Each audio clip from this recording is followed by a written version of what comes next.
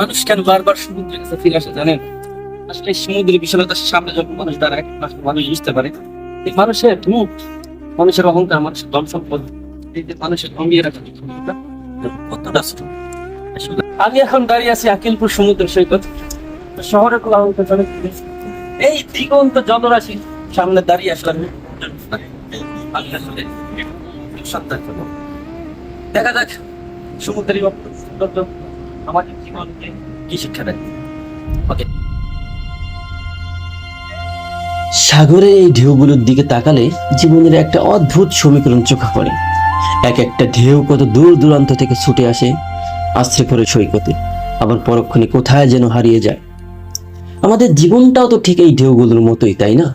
প্রতিদিন কত আসা যাওয়া, কত পাওয়া না পাওয়ার গল্প আশ্রে পড়ে আমাদের হৃদয়ে, আবার কোথায় যেন হারিয়ে যায়, শান্ত হয়ে যাই আমরা। আমরা প্রতিনিয়ত অতীত কিংবা ভবিষ্যৎ নিয়ে কত দুশ্চিন্তা করি, কিন্তু সমুদ্র আমাদের শেখায় বর্তমান মুহূর্তে আসে। আশ্রে পড়া ঢেউ যেমন পুরোনো ঢেউকে মনে রাখে না, ঠিক আমাদের এই পুরোনো জীবনে সবকিছু ভুলে যাওয়াই উচিত।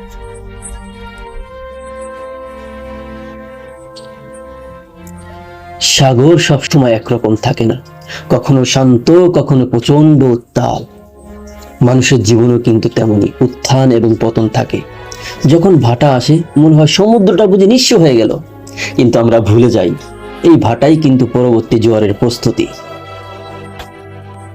মানুষের জীবনটা জোয়ার ভাটার মতো। মানুষের জীবন ভালো এবং মন্দ সময় নিয়ে মানুষের জীবন। আসলে আপনার জীবন যদি এখন খারাপ সময় চলে, তাহলে ধৈর্য ধরে একটু অপেক্ষা করুন, তাহলে দেখবেন অবশ্যই এই দেখেন সমুদ্রে এখন ভাটা চলতেছে। আমি যদি ধৈর্য ধরে এখানে থাকি তাহলে অবশ্যই জোয়ার ধরে যেতে পারবো। তাহলে একটু ধৈর্য ধরতে হবে আর অপেক্ষা করতে হবে।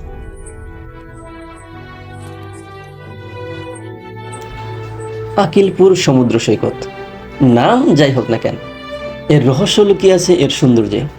এখানে মানুষের কোনো কোলাহল নেই, এখানে আছে শুধু সমুদ্র তার একান্তভাবে গিয়ে যাওয়া তার নিজের মতো করে এক ধরনের গান। আমরা না জীবনের বেশিরভাগ সময় অন্যদের কথা শুনতে শুনতে কাটিয়ে দেই, নিজের সাথে কথা বলার জন্য একান্ত নীরবতা প্রয়োজন। সাগর আমাদের সেই নীরবতার মুখোমুখি দাঁড় করিয়ে দেয়, যাতে হলে আমরা একটু হলেও নিজের সাথে নিজে একটু কথা বলতে পারি। কখনো সময় নষ্ট করে সন্ধান আমার দৃশ্য দেখেছে, এই পৃথিবীর ঝলমলে আলো সাগরের মাঝে মিলিয়ে যাচ্ছে, সে অপরূপ দৃশ্য। দেখানো দেখা ছাড়া বোঝানো সম্ভব নয়।